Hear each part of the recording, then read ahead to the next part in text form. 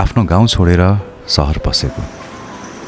अहिले यो सहरको भिडभाड हो हल्लाभन्दा गाउँ नै ठिक लाग्छ। त्यसो भन्दै गर्दा गाउँमा नै गएर बस्न त सक्दैन। त्यसैले आज दाइ र म क्याम्पिङ जाँदैछौँ, त्यो पनि कोही नगएको ठाउँमा।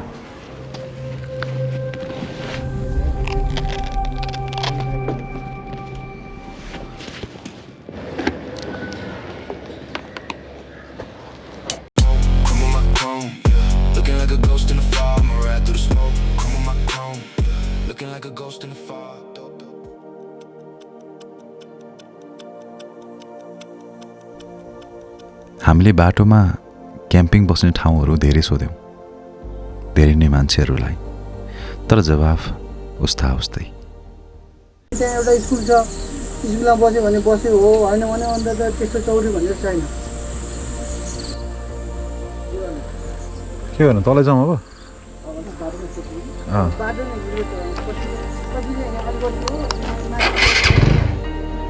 त्यहाँका सबै स्कुलहरू बन्द भइसकेको रहेछ, खै किन हो? त्यसैले जसलाई सोधे पनि स्कुलको चौर मात्र देखाइरहनु भएको थियो। हामीले त्यो पारी डाँडामा मजाको हरियाली देख्यौँ, अनि हामी दुवैको आँखा त्यही नजिकको डाँडाले तान्यो।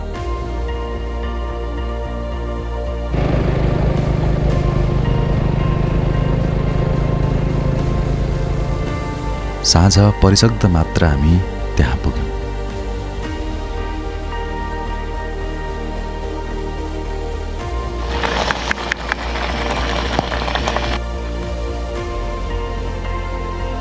यस्तै हो होइन, डाँडा काँडामा। सो अहिले चाहिँ हामी बेलुकीको डिनर टाइम भइसक्यो। यो ठाउँको नाम चाहिँ रातो माटो रहेछ। यहाँ चाहिँ हामीले अब सधैँ भात खाने होइन, त्यो बानीलाई चाहिँ अलिकति पर सारेर आज चाहिँ हामी किम्ची छ, चाउचाउ, हुन त यो पनि हेल्दी त खासै होइन। अनि यो चाहिँ भेगन मिट है त। अनि दाइ चाहिँ साउनमा मासु खानुहुन्न, अनि त्यही भएर चाहिँ दाइको लागि स्पेसल भेगन मिट दाइले नै आज फार्मर्स मार्केटबाट ल्याउनु भएको। हामीसँग यहाँ पनि छ, ल यो मकै, भुटेको मकै पनि छ। जुम्लाको भुटेको मकै भोलि खानुपर्छ डाइटको लागि। अब चाहिँ खाना सुरु गरौँ है त। So cheers to everyone. आजको खाना यस्तै छ, जे होस् तर मिठो छ। खाए लगत्तै सुत्नतिर लाग्यो, तर राति टेन्टभित्र पानी पसेर निद्रा भने पुरा भएन।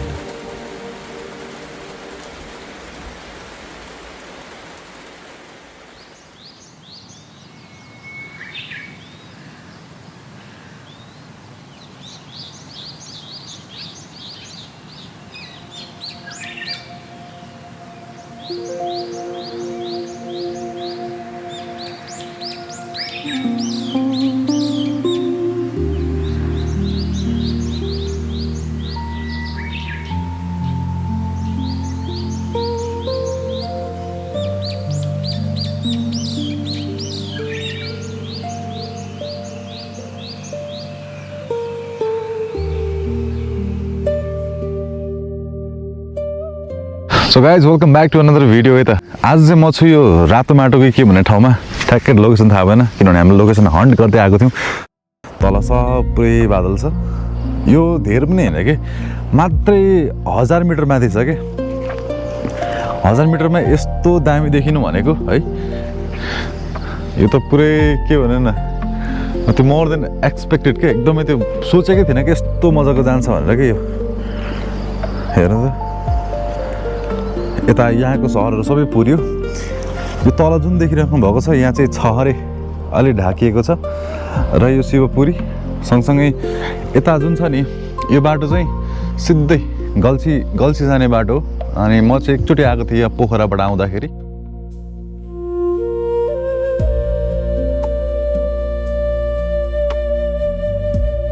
हाम्रो टेन्ट चाहिँ त्यहाँ माथि छ है त। सो यहाँ टेन्ट छ अनि तल चाहिँ हाम्रो ठक्क यसरी बादल उडेको होइन, त्यो पनि काठमाडौँबाट टाढा पनि होइन, यो अनएक्सप्लोर्ड ठाउँ रहेछ कि, कसै एक्सप्लोर नै नगरेको। सो कतिजनालाई यहाँ नजिकको मान्छेहरूलाई थाहा होला तर सकेसम्म यो ठाउँमा चाहिँ कोही पनि आएको थिएन अरे कि हामी नै पहिलो मान्छे अरे कि यहाँ हेर्नु त चारैतिर तल मुनि बादलै बादल छ कि अनि यो 1000 मिटर अगाडि 1000 मिटर भन यी 1000 मिटर माथि चाहिँ कसरी यस्तो दामीको हुनसक्छ कि यो बादल टक्कसँगले उडिरहेको हेर्नु न आँखै अगाडिबाट उडिरहेको छ कि यहाँनिर तलको यता अघि धेरै नै थियो भने अलिक खोलेर तलबाट यताबाट चलि आउँदैछ त्यही पनि ठिक छ मलाई चाहिँ म चाहिँ तपाईँलाई अहिले चाहिँ छहारे देखाउन आँटेको छहारे चाहिँ ठ्याक्कै यहाँ मुनि रहेछ कि अलिकति म अगाडि मात्रै गयो भने नि तल छहारे देख्न सक्ने रहेछु मैले के चराको आवाजसँगै धेरै हल्लाहरू छ अलिअलि यहाँनिर सो यहाँबाट चाहिँ टक्क देखिन्छ छहारे यता ओके ल हेर्नुहोस् यहाँबाट सिधै मुनि भिर छ यता यो मुनि चाहिँ छहारे त्यसपछि खोला भयो है अनि यता चाहिँ यो गल्जी जाने बाटो अनि सँगसँगै टक्क मजाको है ठाउँ चाहिँ सो यतापट्टि चाहिँ पूर्व परिरहेछ भने चाहिँ चट्ट लाएर घाम झुल्किनै बाँकी छ आज भिडियो खिच्नलाई भए पनि अलिकति अगाडि उठेको छु कि अनि सँगसँगै यो तल मेरो रहेको चाहिँ यो गल्ची सहर गल्ची रे मलाई गल्ची नै भन्न आउँछ छहारे है त यो मुनि चाहिँ छहारे सो अनएक्सप्लोर्ड ठाउँ भन्छ है प्रायः तर नजिकको मान्छेहरूलाई सबैलाई थाहा होला यो मुनि चाहिँ एकदमै तराई नै हो होइन यहाँ धान खेती के प्रायः जस यो खोलाको कारणले गर्दाखेरि एकदमै मलिलो माटो रहेछ है अनि ठ्याक्कै यसकै माथि चाहिँ त्यस्तो चिसो पनि छैन क्या यो ठाउँ हेर्दाखेरि जस्तै बादलहरू छ नि तल तल छ यो बादल हेर्दाखेरि कति चिसो माथि त होला भन्ने छ नि म टी सर्टमै छु तैपनि मलाई खासै चिसो लागेकै छैन कि अब आफै विचार गर्नुहोस् 1000 मिटर माथि त्यो पनि तल सबै बादल त्यस्तो चिसो नै छैन ठिकै छ ल चट्ट लाएर घाम पनि झुल्किन लाग्यो सो अब चाहिँ लागौँ कफी बनाउनुतर्फ है त बिहान उठेर के खाने भन्दाखेरि त कफी सो यो चाहिँ हामी आउँदा आउँदै हिजो हामीले त्यो पहाड जुन पारिपट्टि छ नि हामीले धेरै ठाउँ खोज्यौँ कि अनि त्यो ठाउँ खोज्दाखेरि पनि त्यहाँनिर कतै भेटेन कति ठाउँहरूमा चाहिँ के भन्नुभयो भने आउनु न हाम्रो यता बस्नु भन्नुहुन्छ है कस्तो मजाले गाउँतिर नै अब हामी चाहिँ यस्तो नेचरसँग घुलमिल भएर टक्क होइन यस्तो खाली ठाउँमा बसौँ भन्ने थियो हामीलाई चाहिँ अनि उहाँले चाहिँ कति ठाउँहरू धर्मशालाहरू रहेछ है अनि जोस् खुसी लाग्यो भनिदिनु भयो एक दुईजना चिनजानको मान्छेहरू पनि भेटिनु भयो मेरो भिडियोहरू हेर्नु हुँदो रहेछ है त्यसो हुँदा झन् खुसी लाग्यो अनि एउटा कुरा के हो राम्रो भन्दाखेरि आजसम्म जति पनि जना हुनुहुन्थ्यो नि मलाई चिन्नुहुने उहाँहरूलाई चाहिँ प्रायः भेट्दाखेरि मेरो नाम बिर्सिनुहुन्थ्यो कि अनि आज मैले फर्स्ट टाइम चाहिँ एउटा एकजना भाइ भेटेँ जसलाई चाहिँ मेरो नाम याद रहेछ त्योभन्दा खुसी के छ र होइन अब हामी कफी बनाएर चट्ट लाएर यो मौसम तलको बादल हेर्दै सुरुप्प खानेछौँ है त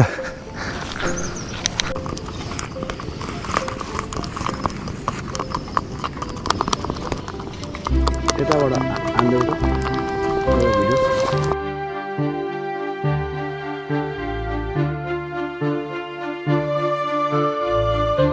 मकै बिर्सिरहेको रहेछ नेपाली भएर यस्तो गर्नु भएन नि त हिमाल किम्ची रे बियोन्ड द बी कफी खाँदै यो नजारा सहरबाट सायदै देखिएला म एकछिन केही बोलिनँ हजुरहरू आफै यो सुन्दरतालाई निहालेर मनमा उत्पन्न भएका भावसँग हेर्नुहोस्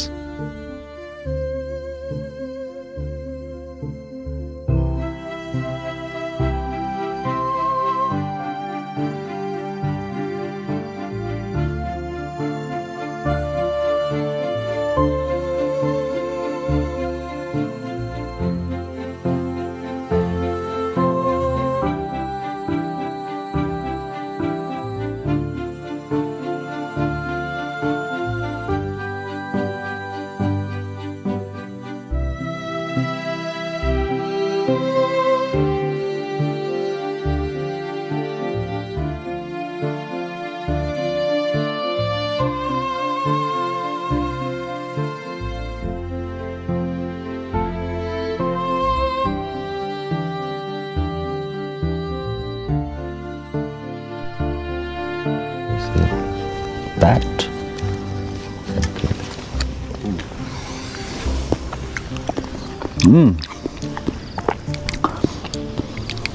चाहिँ हिजो भर्खर फार्मर्स मार्केटबाट ल्याउनु भएको लेसेर्पाकै त्यहाँनिर यो पाइन्छ नि अन्त बढी थप्नु नपर्ने रहेछ क्या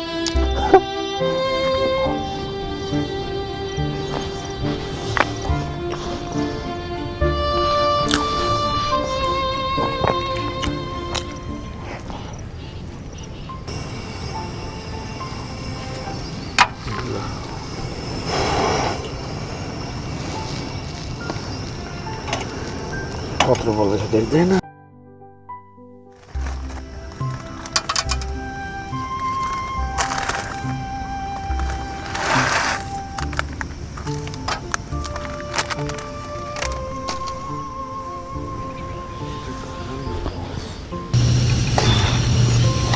ट्याक ट्याक ट्याक ट्याक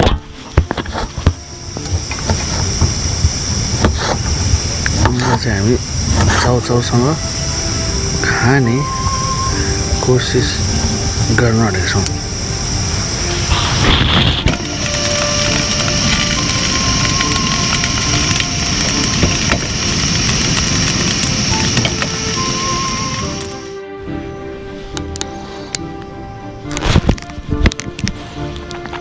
कति आइरहेको छु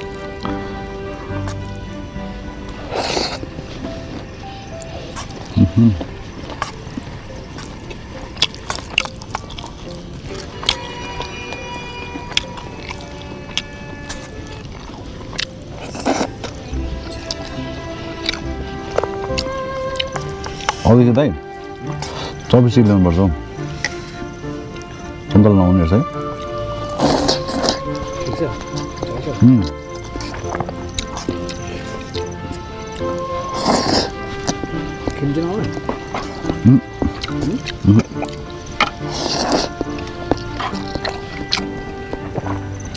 नाकै पानी चाहिँ निकाल्नु पर्थ्यो चाउचाउ खाएसँगै हाम्रो फर्किने बेला भइसकेको थियो राति शीतल नै भए पनि घाम चर्किएपछि त्यो ठाउँ बस्न सकिएन त्यसैले सबै लगेको सामानहरू समेट्दै फर्किने निधो गर्यौँ